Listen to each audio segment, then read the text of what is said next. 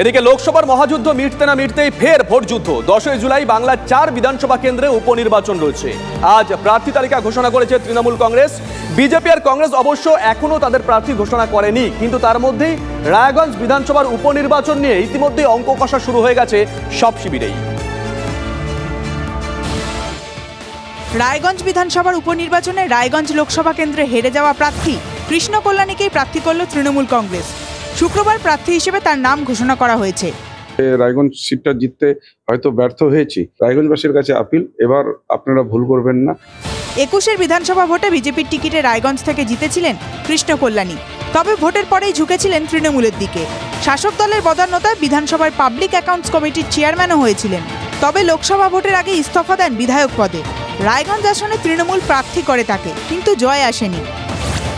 লোকসভা নির্বাচনে 68,197 ভোটে হার তৃণমূলের। রায়গঞ্জ বিধানসভাতেই তৃণমূল 46,739 ভোটে পিছিয়ে। রায়গঞ্জ পুর এলাকার 27টি ওয়ার্ডেই বিজেপি এগিয়ে। হারের পর রায়গঞ্জ পুরসভার প্রাক্তন তৃণমূল কাউন্সিলরদের একাংশ সরব হয়েছিলেন কৃষ্ণ কল্যাণীর বিরুদ্ধে।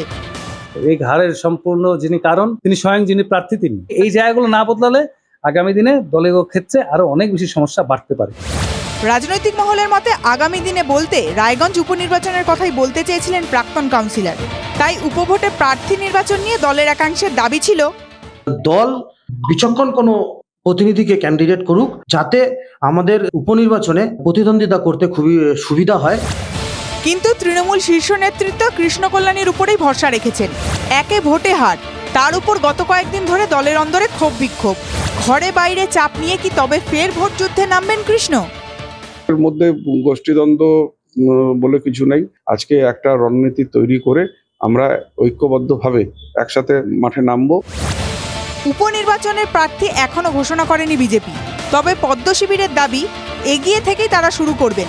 কারণ 21-এর বিধানসভা ভোটে রায়গঞ্জে বিজেপির জয়। 79,775 ভোট পেয়ে জিতেছিলেন বিজেপি প্রার্থী। লোকসভা নিরিখেও বিধানসভা ও পুরো এলাকায় এগিয়ে বিজেপি। রায়গঞ্জের মানুষ কোনো বেঈমান মির্জাফরকে কোনোদিন মেনে নেয়নি। রায়গঞ্জের মানুষ বিজেপিকে আগাগোড়াই দিয়ে এসছে। এবারও রায়গঞ্জে আমরা ভারতীয় জনতা পার্টি যাকেই প্রার্থী করুক সেই ব্যবধান বাড়ানোটাই আমাদের লক্ষ্য। গত বিধানসভা ও লোকসভা ভোটে রায়গঞ্জে বিজেপি তৃণমূল টক্কর হলেও এবার উপভোটে আশার আলো দেখছে কংগ্রেসও। কারণ 1996 থেকে 2016 পর্যন্ত রায়গঞ্জ কংগ্রেসের দখলে ছিল। 2011 ও 2016 সালে জয়ী হয়েছিলেন মোহিত সেনগুপ্ত। প্রার্থী ঘোষণা না হলেও এবার মোহিত সেনগুপ্তর নাম নিয়ে জোর জল্পনা রয়েছে। লাস্ট বিধানসভা নির্বাচনে আমরা বাম কংগ্রেসের জোট প্রার্থী হিসেবে মোহিত সেনগুপ্ত রায়গঞ্জ বিধানসভা থেকে লড়েছিল।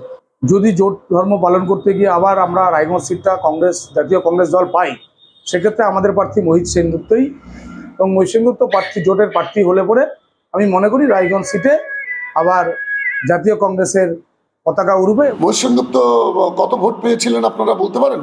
2016 সালে, 2021 সালে, 2024 সালে। বারে বারে ইভিএম মেশিন খুললেই কাস্তে তারা চিহ্ন নেই, এই প্রশ্নের সামনেও তো কমরেড বন্ধুরা দাঁড়িয়ে আছেন। ভোটের অঙ্কে পিছিয়ে তার উপরে কন্দল কাটা, তা সত্ত্বেও রায়গঞ্জ দখল করার ব্যাপারে আশাবাদী তৃণমূল। অন্যদিকে লোকসভায় জয়ের পর বিজেপি দাবি করছে অ্যাডভান্টেজ তাদেরই, আর কংগ্রেস সাগরদিঘি জিতেও হারানোর পরে ফের বিধানসভায় খাতা খুলতে চাইছে। রায়গঞ্জবাসীর মতামতের দিকে তাকিয়ে তিন পক্ষই। রায়গঞ্জ থেকে রূপক ঘোষ, TV9 বাংলা।